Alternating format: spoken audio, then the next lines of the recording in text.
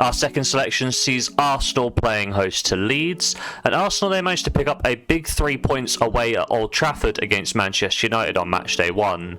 Bayindir's weak punch from a corner was nodded home by Calafiori to make it 1-0. When we take a look at the numbers though, it was actually Manchester United who had the better of the game. They did win out on most major win predictor statistics. However, the best sides managed to pick up points even when they're having an off day, and the Gunners certainly managed to accomplish this. When we take a look at the home form, Arsenal did struggle to put together consistent wins at the end of last season.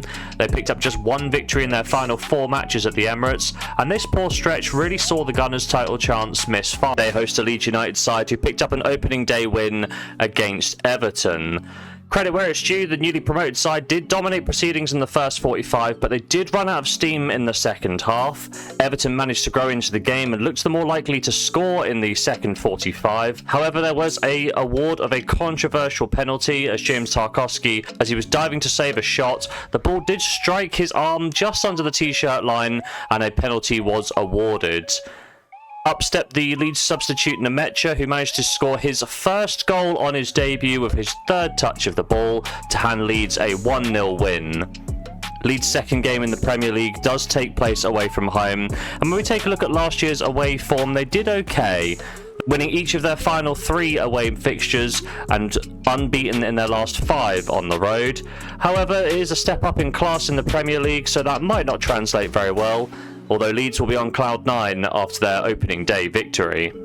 When we take a look at the head-to-head records, the last match between these sides occurred in the season before last. Arsenal ran out 4-1 winners at the Emirates thanks to Ben White, Granit Xhaka and a Gabby Jesus brace. When we take a quick look at the numbers, we can see that the game was as one-sided as the scoreline would reflect.